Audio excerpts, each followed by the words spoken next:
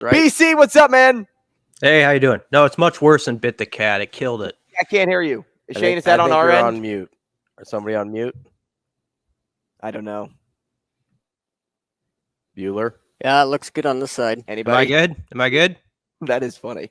Nice work there, Robbie. Thank you. Appreciate that. Yeah, we still don't have his audio. Yeah.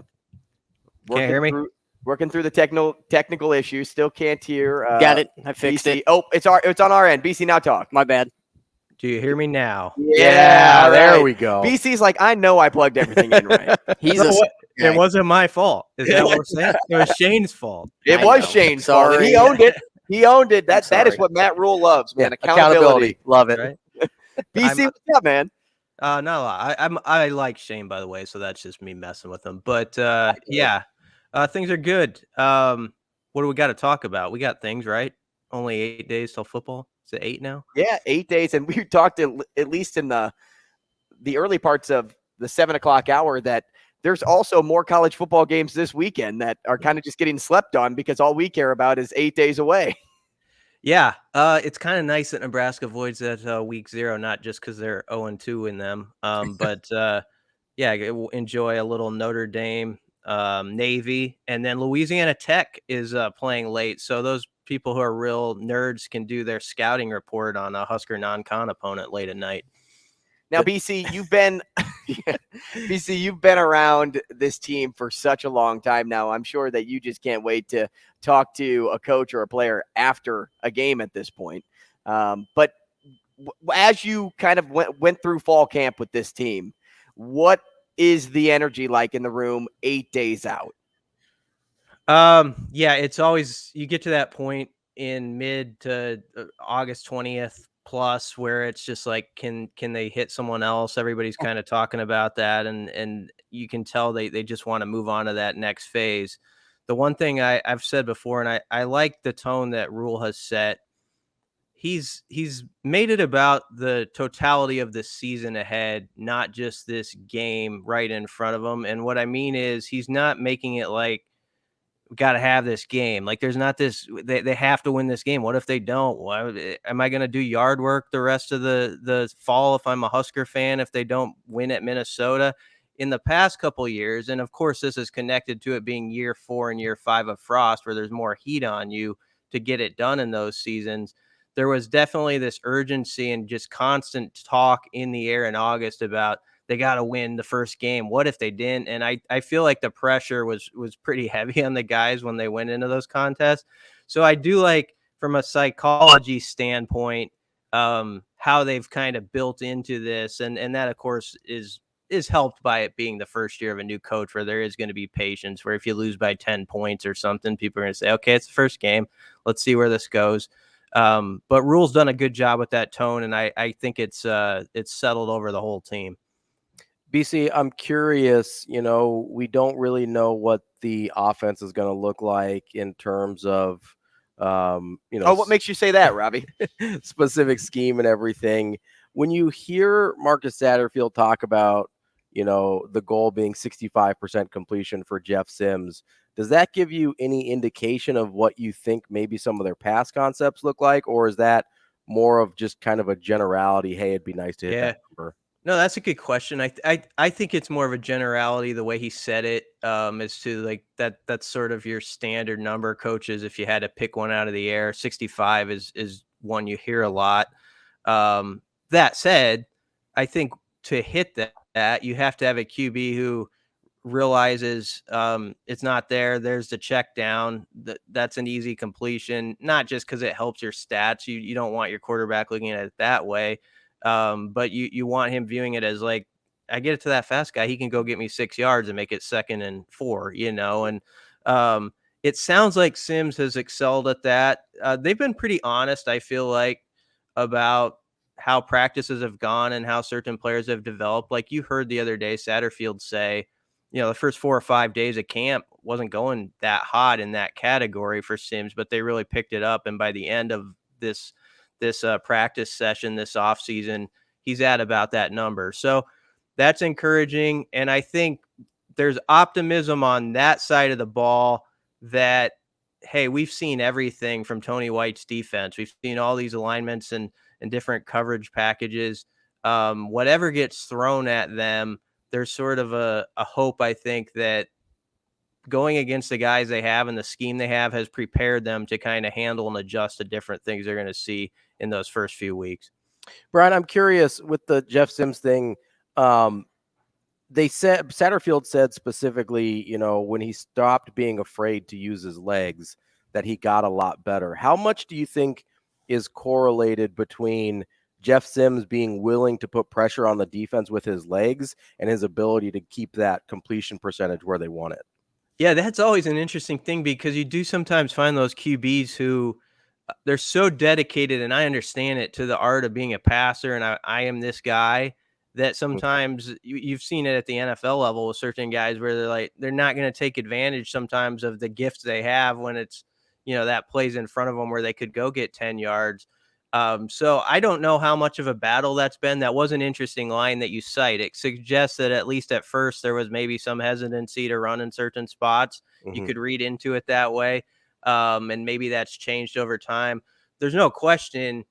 I mean, when Rhule talks about Sims, the runner, he says this is a 4-4 guy, and whether it's 4-4 or not, the point is he can blaze. I mean, he's a guy who can really, has some agility too. And the thing about him as a runner that's such an asset is he's a guy like a defensive back's going to see him coming downhill on him and be like, I don't know about this. I might make a business decision here. So you do want to see some of that from Sims, while also understanding, and let's go back to Big Ten Media Days. What did he say off to the side? He said, yeah, I am a passer first. That's the quarterback I am. So he takes a lot of pride in that. So that's a good question, knowing something to watch, how much he wants to run. And if that's a thing or not, if he's hesitant at all. BC, I want to go back on something Deshaun Singleton said over the weekend. He complimented the coaches, saying when they speak, everyone listens. How much does that speak not only to the culture of the newly renovated Matt Rhule program, but the silent impact it also has on the players? For example, Singleton, he went on to say that he was walking by the film room and he saw the coaches studying up without players in the room. And that just had just such a major impact, just knowing that the coaches are there and doing all the work they can to get the players ready without players actually being in the room. Yeah. There's definitely a sense from quotes here and there that guys are seeing something in coaches maybe they didn't see previously in certain aspects, and that kind of came out in a couple of those comments maybe. But Singleton also spoke just as much about the juniors and seniors on this team, and their voices being the kind that he respects. And he said, I'm not a follower, but I know who to follow. I love that quote. And he's Gifford has become a guy like that. And it's interesting, some of the guys who have developed their voices under this staff, Reimer, I don't think on the surface, when you're around him, he doesn't seem like he's the most talkative guy, but I feel like he's got a big voice on that team and is not afraid to share it, and guys will listen to him. Nick Hendricks is obviously like that, but a guy like Gifford, he's really come out of left field to me as far as that sort of category of player where we're talking about him as the alpha in the room, and whatever he says, guys are at attention and stuff like that.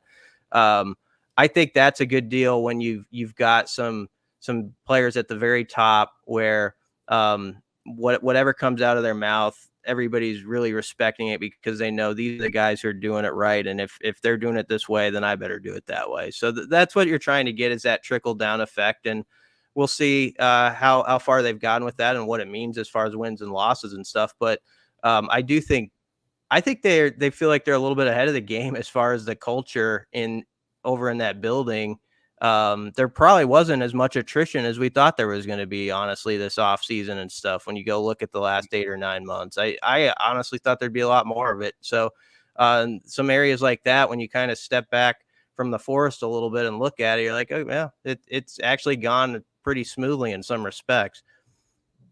BC, I'm curious, through the fall camp with the comments that we've seen from the coaches and some of the players as well, has your expectation for the season change at all based on what you've seen from them? We've been talking a lot about body language and how these guys carry themselves and things like that. I'm just curious if that's had any effect for you in what you're expecting this year. I don't know if it has. I think I'm in like a lot of the fans are right now. I think there's a lot of people who think like there's really a good plan with these coaches. You kind of believe them when they talk, and yet you are sort of from the last few years of watching this program sort of built to not expect things to go just right. And so until you see this team under this staff, like maybe it's next Thursday, maybe it's in the fourth quarter, it's a slugfest, and Nebraska is the team who is kind of taking down Minnesota's will in the fourth quarter and they win it by a touchdown. That's the sort of thing that'll, I think, change everything for fans where they see a game or two like that and they're like, okay, that's something that just hasn't happened around here. But I've always said like 7-6 has kind of been my sweet spot. I kind of use the bowl game as like my out. Like they could go 7-5 in the regular season or 6-6, and somehow you get to 7-6. But that's what I'm sticking to. It's kind of what I've said all along. I was a guy who, when Matt Rhule was still coaching Carolina, and Nebraska had an opening, I was one of those guys who like, man, that'd be something if that fell into place, because I just think he's built to coach the college game. I've liked what he's done building stuff, and I believe he'll do pretty well here. But I do think there's going to be some growing pains along the way this year. And so I don't know how far a leap they can make. We're going to know a lot more in 8 days. I mean, this is one of the great mystery Husker games of all time as they go up to Minneapolis. About anything could happen in my book. BC, we had a question come through on Twitter from our guy Cody, and he wants to know a little bit about Chief Borders. He hasn't heard a lot about him this August. You wrote a piece on him, if I remember correctly, was back in the early parts of August. Where do you see him making his impact on the field? And I say it that way because, you know, he's not right now in line to be a starter, but where do you see Chief Borders making the biggest impact for himself and this team? Yeah, I mean, I see him as one of those jack linebackers with MJ Sherman, Jamari Butler, probably in that category. It feels like.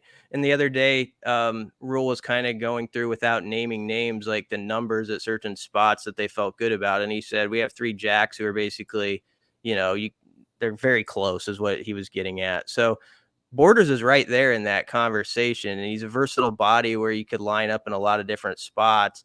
I think the way you frame the question's right. I sort of don't feel like he's on the top line going into the season, but for a defense that wants to play, we've heard as many as 25 guys in waves. That means a guy like him is going to get his share of snaps throughout the season. They're going to trust some guys. And at first, you know, that first week, there'll be some guy you thought was going to play more and he only plays like 17 snaps, but they need him to be quality snaps where you don't feel like they dropped off a cliff when he's out there. We're talking with Brian Christopherson of Husker 24/7. BC, I'm curious. I want to switch over to the Ted Carter thing for a little bit here. It's probably not an overstatement to say that Matt Rhule's not here without Ted Carter. Is that fair? I think it's pretty fair based off just Rhule's comments that he's made. I mean, he said as much, so I think we can say that. You know, when he was getting advice from people that he trusted, when they heard Ted Carter was the president at Nebraska for the system, they're like, that's a pretty good deal for you, you know, to have him in that position. And I think Ted Carter also related, you know, they had that commonality of they had sort of crossed paths in a distant way, you know, where he was at Navy and Ted Carter always brought up that game where Temple just whacked Navy in 2016 or whatever it was.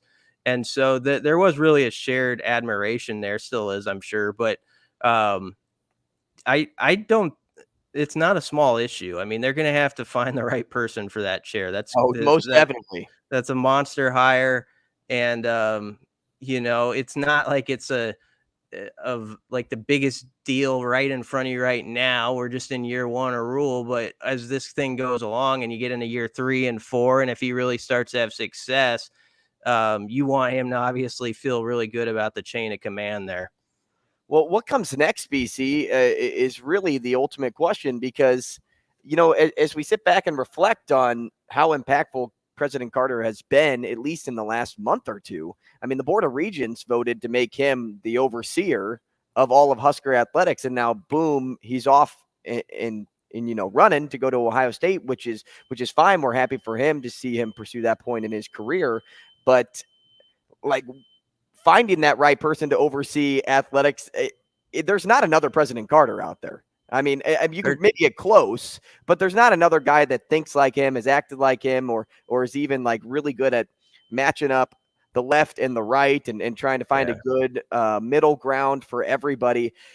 I just wonder about that decision by the Board of Regents. Do you think we'll see anything in regards to a retraction there, or is it just going to remain the same? And then whoever steps into that role is going to be the overseer. You're asking all the right questions, which we don't know yet, but they're the right questions. And when they do find or look for whoever is going to fill this spot, it does have to be somebody. Like, I'm not one of those persons who's like, oh, just care about the athletics, don't worry about the academics part. Yet, I mean, that's a huge job to be the NU president. There's much more that goes into it than how's it going over at the football program. But I think what Nebraska did have sort of set up with its last two presidents, and you could mention Hank Bounds in this category too. He was a guy who really cared about athletics, and he always said, it's the doorstep to the university, and you do need a person who sees that.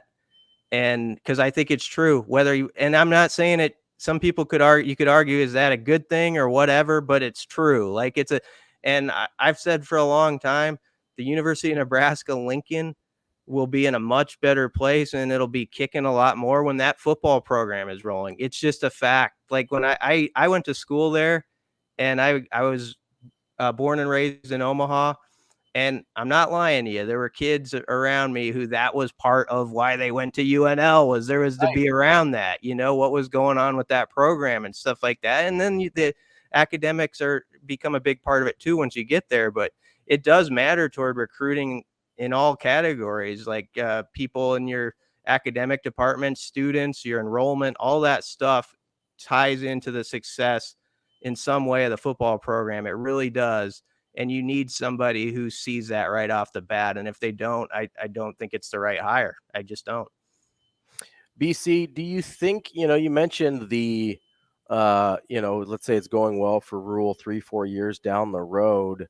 Do you think that the leadership that he's talked about so much from Ted Carter and then from Trev Alberts, how much of that do you think will affect, I guess, how Matt Rhule's tenure here goes? I mean, is it more disconnected than I'm thinking right now, or is it kind of more intertwined in terms of maybe how long we see Matt Rhule stay here?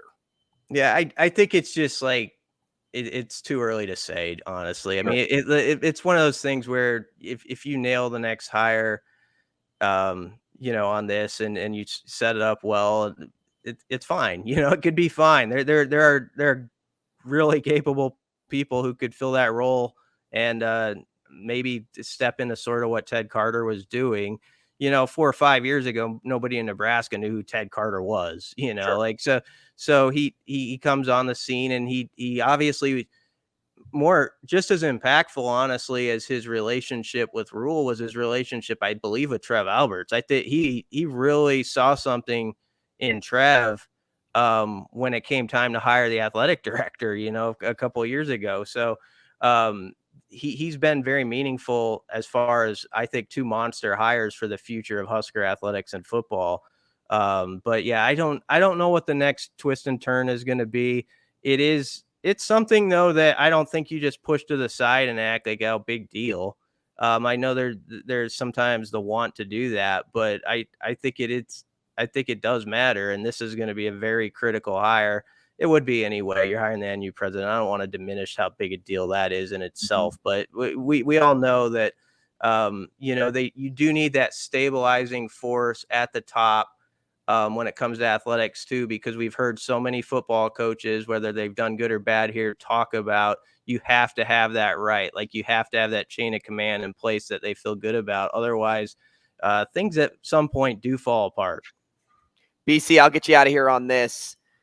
If there's one thing on your sheet, on your checklist that has to go right for you to feel comfortable with, hey, no matter how the Minnesota game turns out, this was progress, what is that in your mind? It's a very competitive O-line, and I don't know exactly how you categorize that, but it's sort of one of those things you guys know it when you see it. Nebraskans know it when they see it. It's a group that, I'm not saying the first or second series in an emotional game like that where Minnesota's all fired up on their home turf, you're not going to go 3 and out or have to deal with some of that. There's going to be adversity, but you're hoping it's one of those deals where, okay, it's time to run the ball. They can actually get their horns out and have some series where you're like, okay, there's 5 yards, there's 4 yards, and you're kind of watching it go downhill a bit. That would give me loads of encouragement just to see that. And I don't mind also if it's a game where Nebraska beats their head against the wall a little bit, but at some point you see it start to crack a little bit, and there it is. You start to get something from it. So that's the biggest thing to me. It's going to be a trenches game. Minnesota has won these alleyway fights with Nebraska the last 3 years. There's no other way to spin it.